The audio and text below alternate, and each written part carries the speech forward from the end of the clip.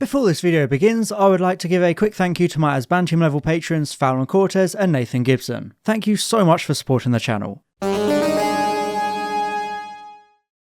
Doctor Who has always been famous for its rotating lead role, with a brand new actor assuming the mantle of the Doctor every few years, keeping things fresh and moving the show in a constant forward motion. However, every now and then, when the stars are in the right place, the show graces us with a so-called multi-Doctor story, bringing back a previous Doctor or two to share the limelight with the current Doctor. This has become more and more commonplace as the show has gone on. But for many years, the most ambitious multi-Doctor story was actually the second one to ever exist, 1983's The Five Doctors. This was Doctor Who's big, flashy 20th anniversary special, reuniting a host of familiar faces for a spectacular celebratory episode. It has 4 Doctors, 5 companions, and the show's 3 biggest villains all converging on Gallifrey itself. But is it good? Does it do Doctor Who's first 20 years justice? Well, as always, that's what I'm here to find out. So grab your immortality ring and get ready for a trip into the Death Zone, because it's time to take a deep dive into The Five Doctors.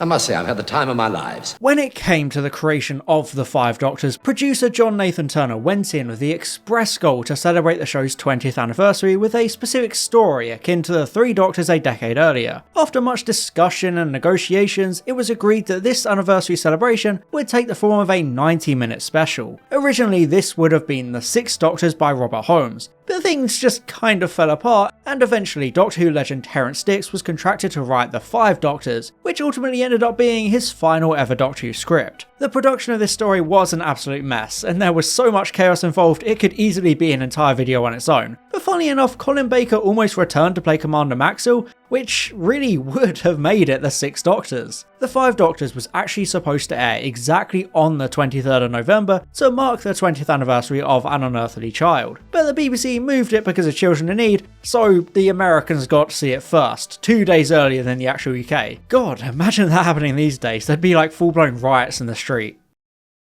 The Five Doctors opens with the 5th Doctor doing a little bit of spring cleaning and dusting off the TARDIS console. You know, you'd think this incredible, super intelligent time-travelling feat of cosmic engineering would have some kind of automatic dust filter or something, but I guess the Time Lords had to cut some corners somewhere. We find out that the Doctor and his companions Tegan and the most forgettable man ever Turlough are having a bit of a rest on the so-called Eye of Orion, a planet that conveniently looks like the British countryside. Handy that. However, trouble strikes when the Doctor begins to feel the cosmic angst of his predecessors being kidnapped by the scariest thing in the universe, a trapezoid. Great chunks of my past, detaching themselves like melting icebergs.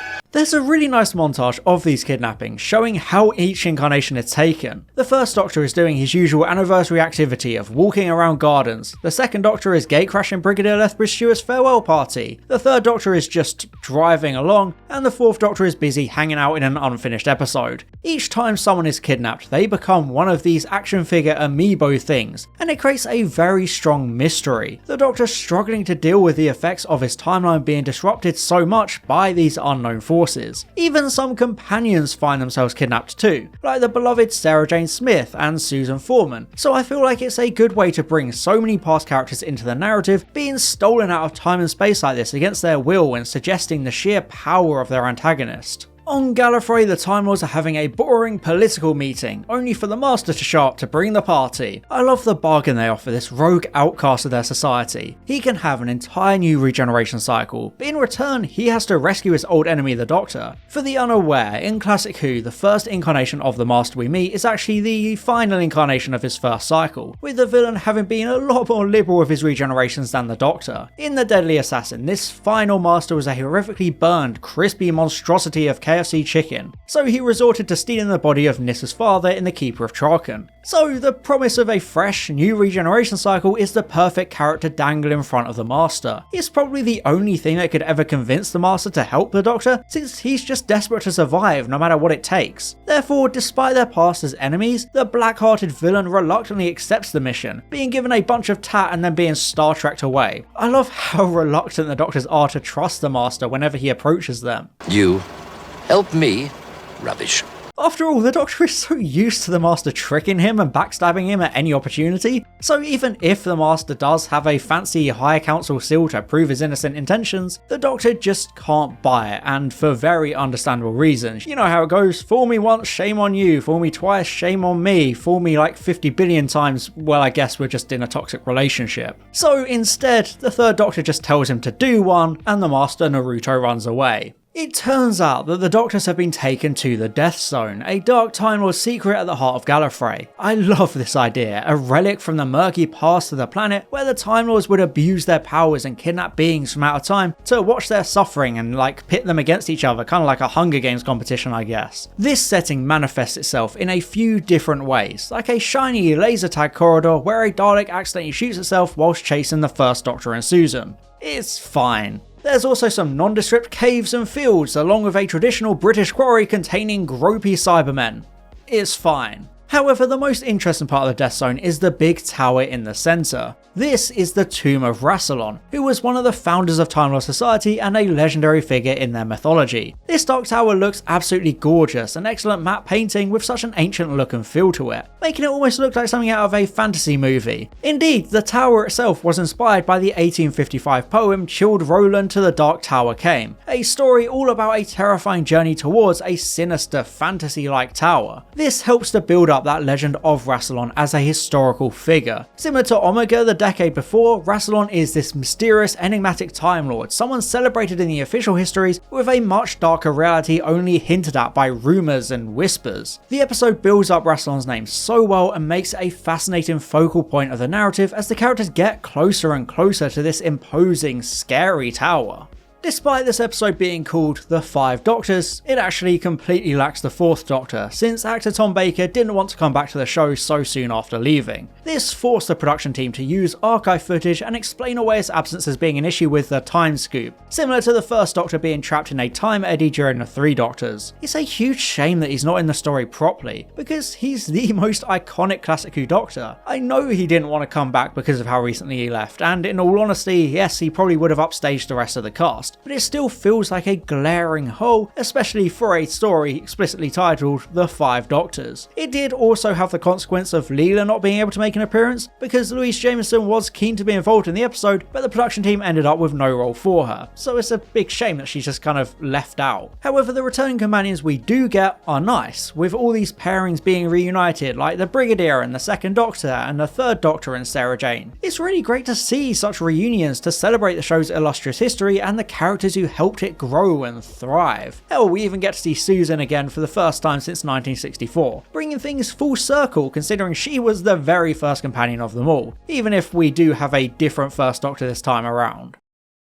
Of course, it would be remiss of me to not mention the big recast of the Five Doctors, with multifaceted actor Richard Herndl playing the First Doctor. This was due to the unfortunate passing of original actor William Hartnell in 1975, just 2 years after his appearance in The Three Doctors. Herndl was selected because of his ability to replicate the mannerisms and acting of the First Doctor, rather than having a significant physical resemblance. Herndl's take on the Doctor is therefore really nice and quite faithful to Hartnell's own, while still feeling different enough to stand on its own. However, the main criticism I do have is that Herndl's First Doctor is almost too chippy and energetic. The original First Doctor really felt like a wise old man who could be prone to grumpiness, especially towards outsiders, but he still had a sense of whimsical charm and a sentimental core warmth deeper down, something that only really manifested when you gained his trust. Herndl, on the other hand, doesn't really have that. Despite actually being older than William Hartnell was, Herndl has a lot of uncharacteristic energy that doesn't feel natural for the original take on the character. He's very quick to accept the Fifth Doctor's existence, and is remarkably uncritical of the events, which is a sharp contrast to the character in The Three Doctors. Here the First Doctor was quite smug in a cheeky way, mocking his successors and playfully and acting a little bit snarky towards them in a fun way. Of course, Herndl's version of one does still have a bit of grumpiness to him, especially when paired with a brash and loudmouth Tegan, but as a whole, the First Doctor does just seem a bit too mellow here to feel accurate. Also, I do just want to point out how this episode writes him as being sexist towards the female companions, which is what people always criticise Twice Upon a Time for doing. It's just an interesting observation to keep in mind, because maybe Twice Upon a Time wasn't a character assassination. Anyway, as all the Doctors and their companions are making their way towards the Dark Tower, the Master shows up to meet with the 5th Doctor, only for a bunch of Cybermen to follow suit, making it seem like a big trap. I like how the Master seemingly immediately jumps to join the Cybermen, speaking to his fickle nature and how he always tries to align himself with whoever can best help him achieve his goals. It's notable that this is the very first time the Master has teamed up with the Cybermen, setting into motion a semi-regular partnership that would be revisited many times in modern Who, ultimately destroying the value of the Cybermen as Doctor Who villains. I guess you could say the entire downfall started here. However, in classic Master fashion, he's just manipulating the Cybermen, tricking them into destroying themselves in a trap inside the Dark Tower, actually saving the First Doctor and Tegan. I think it's a really cool and novel approach to the Master's characterization, one of the rare examples of him working with the Doctor rather than against him. He's forced to use his villainy and lack of morality for a good cause, emphasising that idea of him being an evil equivalent of the Doctor himself. Both characters use cunning to trick and mislead others, but here the Master uses those skills for good and genuinely helps the Doctors for once, even if it is reluctant and for his own agenda. And yes, of course, he does end up betraying the group at the end and ends up getting bitch slapped by the Brigadier. You can tell he always wanted to do that after everything the Master did during his encounters with UNIT back in the day. Good on you, Brigadier. Good on you. On their way towards the tower, the 3rd Doctor and Sarah Jane come across a cave inhabited by the deadliest, most perfect killing machine ever devised.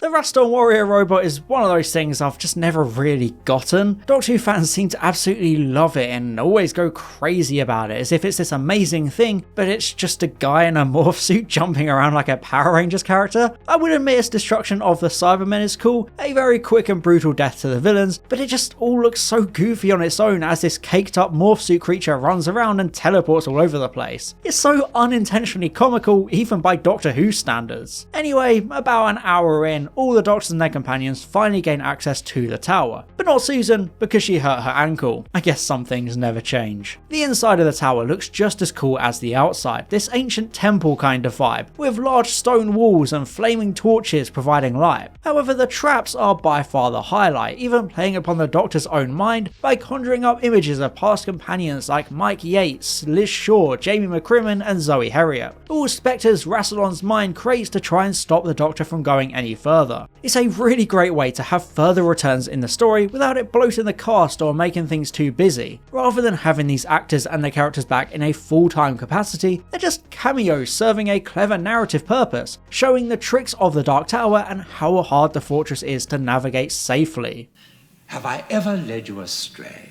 On many occasions. The characters finally all arrive in Rassilon's tomb, which is an absolutely sublime example of set design. This giant cavernous room with grand pillars and a strange obelisk full of all these carvings and lettering which is apparently old High Gallifreyan, promising the reward of immortality to whomever makes it this far. It's almost like something out of an ancient mythological story. Heroes going on this epic quest through danger and betrayal in search of a grand prize, which itself is complicated and resembles the greed and hunger of humanity to overstep its bounds and become greater than fate decrees, but I'll get to all that in a minute. Back in the political heart of Gallifrey, the Doctor had managed to get back to the Time Lord Council, suspicious of them and all the things that don't add up, such as the recall device having a homing beacon allowing the Cybermen to immediately find the Doctor and the Master. Of course, it's very typical of this era to show the Time Lords as very corrupt and scheming, a characterization Robert Holmes himself gave them in The Deadly Assassin, with political power struggles and subterfuge running rampant. In this case, someone is clearly a traitor among the upper ranks of Gallifreyan politics, manipulating these events and controlling the Death Zone. It seems as though the Castellan is up to no good, the Black Scrolls of Rassilon even being found in his quarters, forbidden knowledge of the Dark Times. But just before he can be interrogated, he's conveniently killed out of sight by shooting himself in the back of the head. Damn, how could such a thing ever happen? Indeed, the Doctor refuses to believe the Castellan is responsible, so he Ocarina of Times himself into a secret chamber where the real villain is unmasked. It's me, Austin! Oh, son of a bitch! But no, it's actually President Barusa, who had been pulling the strings all along. This betrayal is really interesting because Barusa was the Doctor's teacher, one of his oldest allies and confidants in Gallifrey. The Doctor has always deeply trusted Barusa, so it's quite a big deal that the now President turns against him like this, desperate to gain immortality and remain President for the rest of time. I also find it interesting how he's wearing white throughout the majority of the narrative until he's outed as the villain when he starts wearing black clothing. It plays upon traditional colour themes, white representing things like openness, purity and good, while black represents secrecy, corruption and evil, similar to the white and black guardians earlier in Classic Who. It's not something that majorly factors into the story, but it's just a nice visual indication of this change in character, how corrupt and traitorous Barusa has become. Despite the Doctor's stubbornness, Barusa is able to take control of the Fifth Doctor's mind, bending his will and turning him into a puppet, a mindless slave. Despite being the incumbent Doctor, the Fifth Doctor doesn't have a huge role in this episode, unlike the Third Doctor in the previous multi-Doctor story. However, at least here near the end, Five has a great moment as his predecessors implore him to fight back against the mind control, using their combined big brain powers to overpower the President. You see, Brucer?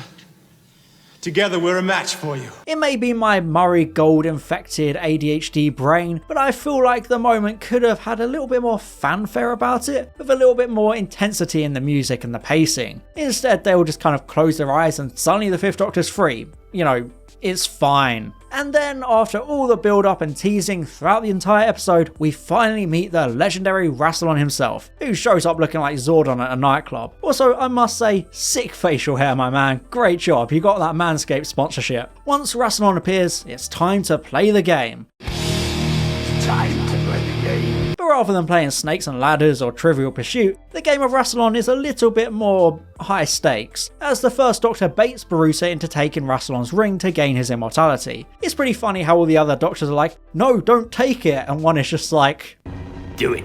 I love how dark things suddenly get as Barusa puts on the cherry ring pop and all the decorative stone Time Lords suddenly come to life. The implication obviously being that these are the previous ones who sought immortality. It's again kind of like ancient myths or grim fairy tale approaches. This dark twist to the concept of immortality and showing that you've got to be careful what you wish for. Yes, you'll be able to live forever, but you'll be trapped inside stone forever, this eternal torture. It's almost like the story of the monkey's paw. This is an iconic 1902 short horror story by W.W. Jacobs, which tells the story of a couple, Mr. and Mrs. White, being given a wish-granting mummified monkey's paw which grants 3 wishes but with dire consequences. For example, Mr. White wishes for £200 just to test things, only for it to then be given as compensation for his son's death at work. After the funeral, Mrs. White begs him to wish their son back to life, which he reluctantly does, only for there to be a ominous knocking at the door in the middle of the night. Knowing the thing outside is probably a horrific, decomposing reanimation of his son, Mr. White uses his third and final wish, with the knocking stopping and Mrs. White opening the door to find nobody there. It's a story all about the consequences of interfering with fate, trying to control things we should never be attempting to control. You shouldn't try to meddle with nature and fate itself, because it will always come back to bite you. Because, you know, it's an age-old saying, be careful what you wish for. Like I mentioned earlier, humanity shouldn't overstep its natural boundaries. It shouldn't attempt to pervert the course of fate and control the chaos of our own existence. It's the same for the Time Lords, who have already taken control of so many natural things, bending the laws of time and space to strengthen their empire and gain dominion over the universe. Immortality is one step too far though. They already have regeneration, so true immortality is spitting in the face of nature. And this is the idea of Rassilon's immortality ring. Much like the monkey's paw, the wish for immortality is cursed and tainted, a selfish wish punishable in a literal sense, this eternal life frozen in stone, since Rassilon himself understands that immortality is much more of a curse than it is a blessing. It's a brilliant aspect of the story and pulls upon those old mythological themes of ancient stories and variations of the monkey's paw in such a delightful way. Do you claim immortality too? That's very kind of you. No, my lord. Yeah, that's probably the best call.